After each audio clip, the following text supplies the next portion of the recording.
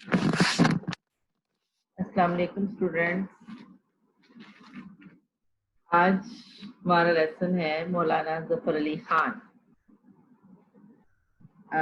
चिराग हसन हसरत का लिखा हुआ ये खाका है मौलाना जफर अली खान की शख्सियत का। चिराग हसन हसरत जो हैं ये कश्मीर के गांव बारामूला में पैदा हुए और पुरानी रवायात के मुताबिक इन्होंने अरबी और फारसी की तालीम जो है वो अपने बुजुर्गों से हासिल की। फिर पूंछ से इन्होंने मैट्रिक पास किया और बीए की डिग्री इन्होंने प्राइवेट हासिल की और शुरू में इन्होंने मुअल्लम का पेशा अपनाया, लेकिन फितरी तौर पर इन्हें उससे दिलचस्पी नहीं थी, इसलिए छोड़ दिया और कलकत्ता चले गए। 1928 में ये लाहौर आ गए और वहाँ पर मौलाना जफर अली खान ने जमींदार अखबार का कॉलम लिखने की इनको दावत दी। चिराग हसन हसरत जो थे ये बहुत ही अच्छे शायर और अदीब थे। सहाफत में जुड़े होने की वजह से उन्होंने मज़ाह निगारी में नाम कमाया। उनकी फ़काया कालम निगारी ने अखबार नवीसी में एक नई रवायत की बुनियाद डाली थी। इनके 2 कालमों के मजमुए फ़काहियात और हर्फ़ो हकायात के नाम से शाया हुए हैं और भी बहुत सी किताबें इन्होंने लिखी हैं, जैसे केले का छिलका, जदीद जोग्राफिया पंजाब, 2 डॉक्टर, मताबात, पर्वत की बेटी, मज़ामीन हसरत, कायदे आज़म, मर्दम दीदा और हयात इकबाल वगैरह इनकी किताबों के नाम हैं। ये जो ज़ेरे नज़र मजमून है ये उनके खाका मर्दम दीदा से लिया गया है और इसमें वो बताती हैं कि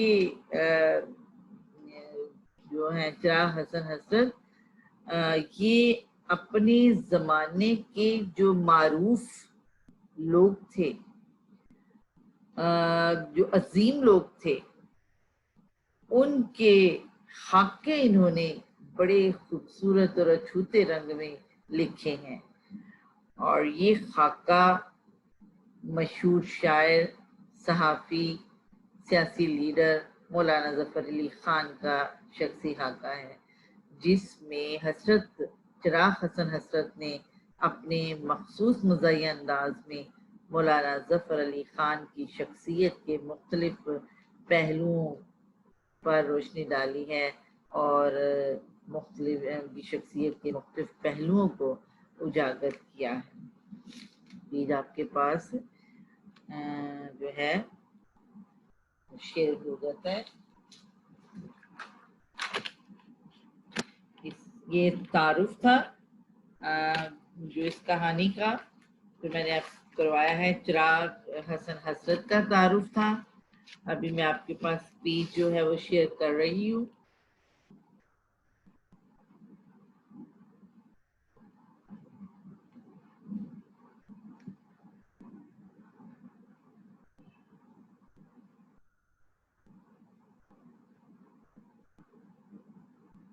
थोड़े देर में पहुंच रहा है।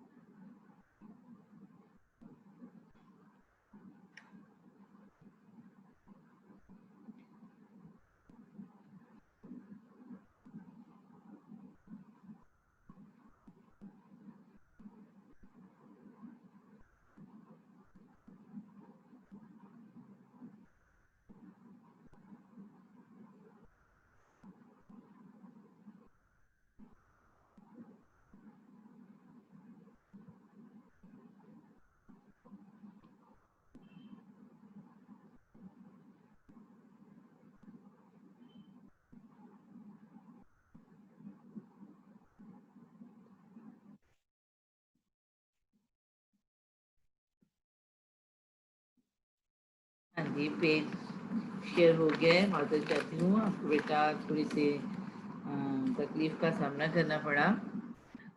कहानी का जो पेज है वो आपके सामने है। अब से कोई 10 साल उधर का जिक्र है कि मैं अखबार नई दुनिया के दफ्तर में बैठा काम कर रहा था। इतने में किसी ने आके कहा कि जमींदार साहब आए हैं। जमींदार मौलाना जफर अली खान को कहा है। मैं लुंगी बांधे बैठा था, सर के बाल परेशान, बिखरे हुए, दाढ़ी कई दिन की बड़ी हुई। जमींदार का नाम सुनते ही हड़बड़ा के उठा, हड़बड़ा के घबरा के उठा। पूछा, कौन जमींदार साहब? वो बेचारा कुछ कहने ना पाया था कि मौलाना शाइक अहमद उस्मानी आए और कहने लगे, भाई मौलाना जफर अली खान आए हैं। चचा सदीक अंसारी ने, जो अपने गदीले गदीले रुई के गद्दे पर बैठे हुए पानों की जुगाली फरमा रहे थे। जुगाली से खाना खाने के बाद बेकार में मुंह हिलाना, जैसे कुछ मुंह में हो और खा रहे हो।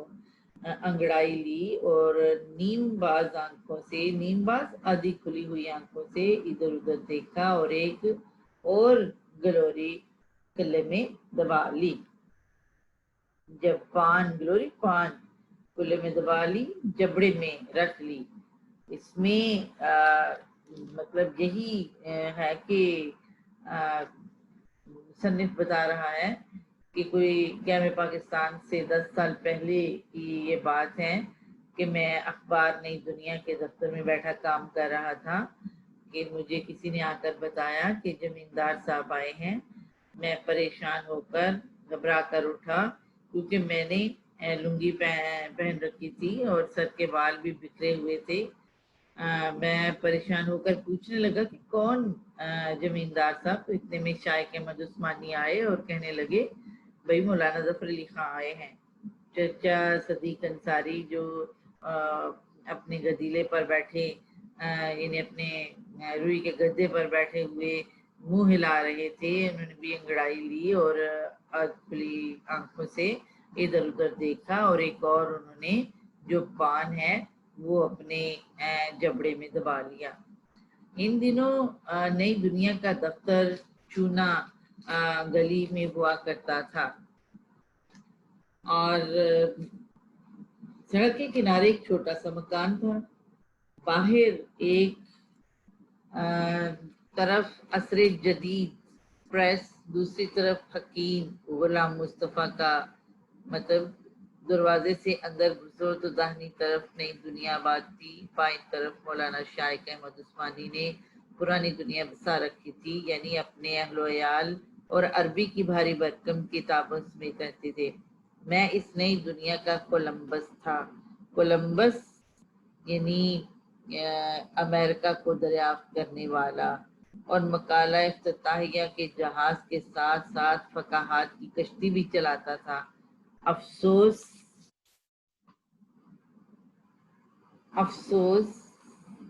कि ये महफिल साल भर के अंदर अंदर बरहम हो गई। ना नई दुनिया रही, ना पुरानी दुनिया, रहे नाम अल्लाह का। इसमें बताया है कि मौलाना जफर अली खान इन दिनों कहते हैं कि मैं नई अखबार दुनिया का दफ्तर जो था वो कलकत्ता के मशहूर इलाके चूना गली में वाक़ था।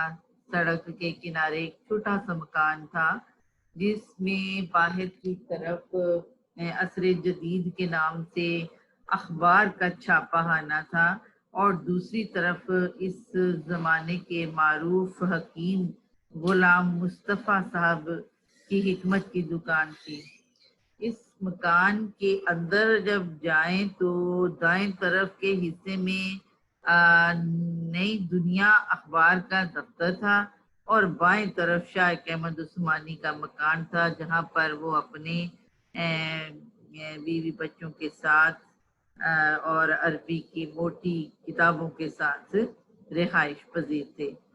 मुसन्निफ अपने बारे में यहाँ में बताते हुए कहते हैं कि इन दिनों وہ اخبار نئی دنیا کا اداریہ لکھنے کے ساتھ ساتھ تنزیہ کالم جو ہے وہ بھی لکھا کرتا تھا. یہاں بھی اس نے نئی دنیا کی مناسبت سے خود کو کولمبس کہا ہے. اور مصنف جو ہے وہ اس بات کا اس کو افسوس ہے کہ اس اخبار کے دفتر میں یہ جو محفل چلی تھی لکھنے لکھانے کی 1 سال قائم رہی. اس کے بعد سب لوگ ادھر ادھر بکھر گئے اور نہ نئی دنیا رہی نہ پرانی دنیا رہی. صرف اللہ ہی کا نام باقی رہا ہے اور اللہ ہی کا نام باقی رہے گا. اگلا ہے پیرا. تھوڑی دیر میں مولانا ظفر علی خان کھٹ کھٹ کرتے تشریف لائے. میں نے انہیں اس سے پہلے نہیں دیکھا تھا. تصویریں ضرور دیکھی تھیں لیکن تصویروں میں سے کسی شخص کی صورت شکل کے متعلق صحیح اندازہ نہیں کیا جا سکتا. بہرحال اتنا تو یقین تھا کہ ان کی توند ضرور بڑی ہوئی ہوگی، توند پیٹ بڑا ہوا ہوگا. آخر جب معمولی کارکنوں کا قبہ شکم یعنی گنبد کی طرح پیٹ گنبد فلک سے ہمسری کرتا ہے، آسمان کی برابری کرتا ہے، تو مولانا ظفر علی خان کو جنہیں آل انڈیا لیڈر کی حیثیت حاصل ہے، ایک عدد برانڈیل یعنی بڑا پیٹ تو توند کا مالک ہونا چاہیے. لیکن انہیں دیکھ کر سخت مایوسی ہوئی کہ توند نا ماما، آخر یہ کیسے مولانا اور کیسے لیڈر ہیں. اور یہ راز لاہور آ کے کھلا کہ مولانا توند سے محروم کیوں رہے.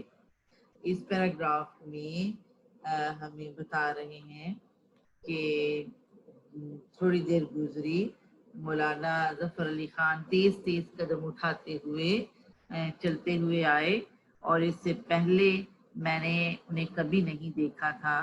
البتہ ان کی تصویریں میں نے ضرور دیکھی تھی، مگر تصویروں سے کسی کی شخصیت کے بارے میں، کسی کے کردار کے بارے میں کوئی مکمل معلومات حاصل نہیں ہو سکتی. بہرحال وہ کہتے میرے ذہن میں جو خاکہ تھا وہ یہ تھا کہ مولانا کا پیٹ بہت بڑا ہوگا، اس لیے کہ جب عام سے معمولی سے سیاسی لیڈروں کو دیکھیں یا کارکنوں کو دیکھیں تو ان کے پیٹ بہت بڑے ہوتے ہیں. اور مولانا ظفر علی خان جو ہیں وہ تو پورے متحدہ ہندوستان کی چوٹی کے سیاسی رہنما ہیں اور لازمی طور پر ایک بہت بڑے پیٹ کے مالک ہونا چاہیے. مگر میں نے جب مولانا کو اپنے سامنے دیکھا تو مجھے بڑی سخت مایوسی ہوئی کہ مولانا کے سر پر نہ پگڑی اور نہ ہی پیٹ. سوچنے لگے کہ آخر یہ کیسے رہنما ہے، کس طرح کی یہ سیاسی لیڈر ہیں کہ نہ ان کا پیٹ ہے نہ ان نے پگڑی پہن رکھی ہے. ان باتوں کا راز لاہور آ کے کھلا اور کہ ان کی توند کیوں نہیں ہے، ان کا پیٹ کیوں نہیں نکلا ہوا. مولانا اگلا پیراگراف ہے.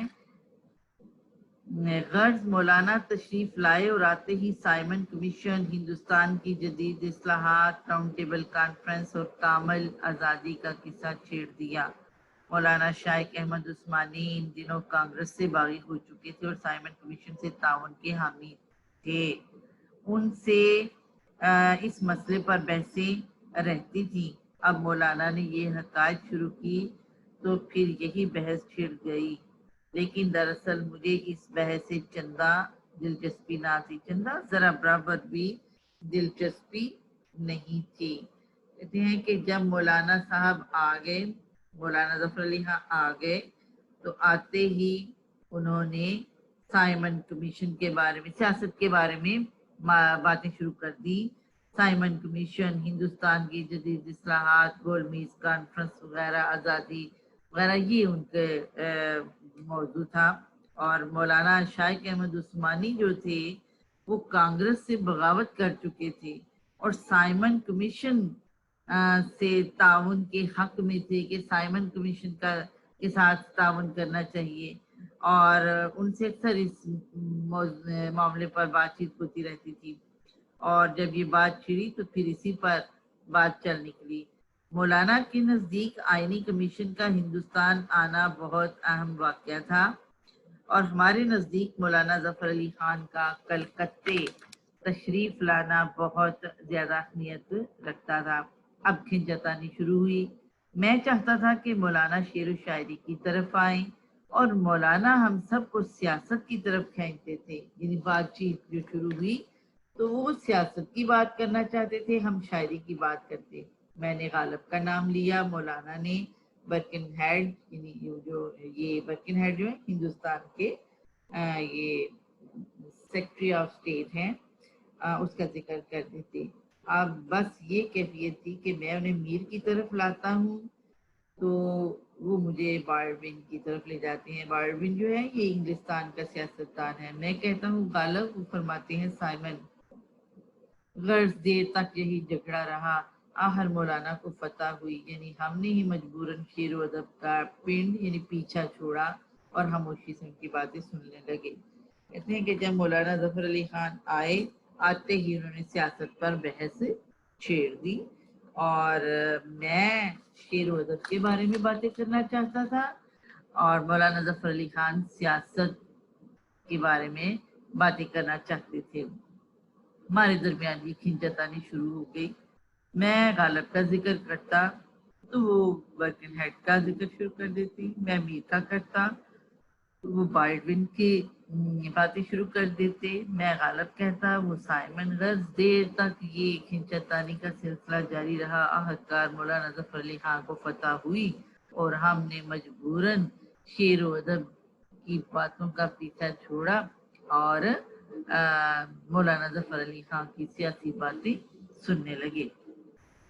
میں لاہور آیا تو کچھ دنوں زمیندار کے دفتر، اخبار ہے زمیندار کے دفتر میں بھی قیام رہا، یعنی وہاں میں نے قیام کیا. ایک رات کا ذکر ہے کسی نے پچھلے پہر میرا شانہ ہلایا.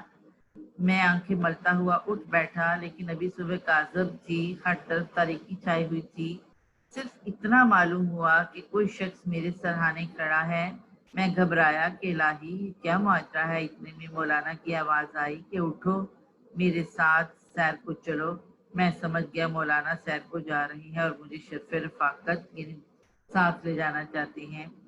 لیکن خدا بھلا کرے، قاضی احسان اللہ مرحوم کا انہوں نے مجھے پہلے ہی بتا رکھا تھا کہ اگر مولانا تمہیں اپنے ساتھ سیر کو لے جانا چاہیں تو ہرگز نہ جائیو. میں نے پوچھا یہ کیوں؟ کہنے لگے وہ تو پچھلے پہر اٹھ کر نہر کے کنارے میلوں دوڑتے ہی چلے جاتے ہیں، پھر ڈنڈر پیلتے ہیں ڈانٹ نکالتے ہیں. تم ساتھ گئے تو تمہیں بھی دوڑائیں گے. جب تم نڈھال ہو جاؤ گے، بے بس ہو جاؤ گے تو اپنے ساتھ نماز پڑھائیں گے.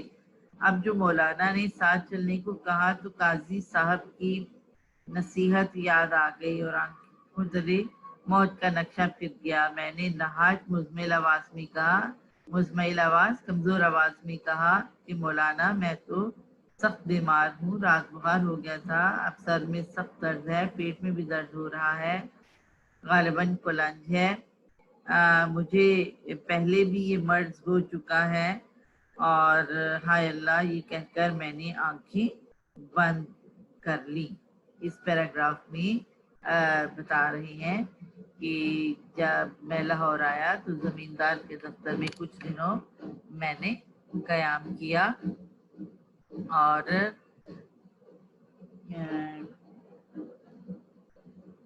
ایک رات کا واقعہ سناتے ہوئے بتا رہی ہیں کہ ابھی دن نہیں نکلا تھا، صبح کاذب تھی، ہر طرف اندھیرا ہی اندھیرا تھا، تاریکی چھائی ہوئی تھی، اور مجھے یوں لگا جیسے کسی نے میرے سرہانے کھڑے ہو کر میرا کندھا جو ہے وہ ہلایا ہو. تو میں گھبرا کے اٹھا تو مولانا ظفر علی خان تھے، اور انہوں نے مجھے کہا کہ اٹھو میرے ساتھ سیر کو چلو. تو جب یہ میں نے سنا تو مجھے قاضی احسان اللہ مرحوم کی بات یاد آ گئی کہ انہوں نے کہا جب کبھی بھی وہ تمہیں سیر کو ساتھ لے جانا چاہیں تو کبھی بھی نہ جائیے، کیونکہ وہ تو نہر کے کنارے میلوں دوڑتی ہیں، پھر ڈنڈ نکالتی ہیں اور پھر اس کے بعد تمہیں بھی دوڑائیں گے، جب تم بے بس ہو جاؤ گے تمہیں نماز پڑھائیں گے۔ جو مولانا نے ساتھ چلنے کو مجھے یہ کہا تو مجھے ان کی نصیحت یاد آ گئی اور مجھے لگا جیسے میری آنکھوں کے آگے موت کا نقشہ پھر گیا ہو۔ میں نے بڑی کمزور سی آواز میں بتایا کہ مولانا صاحب میں بیمار ہوں، رات کو مجھے بخار تھا اور سر میں درد بھی ہے اور کولنس ہے، غالباً اپینڈکس کا درد ہے یہ۔ ہائے اللہ کہہ کر میں نے اپنی آنکھیں جو ہیں وہ بند کر لی اور اس طرح میری جان چھوٹ گئی۔ آج بیٹا اتنا ہی کافی ہے، باقی ہم کل کریں گے۔ اوکے جی، اللہ حافظ۔ اگر کوئی بات ہو تو پوچھ لیں۔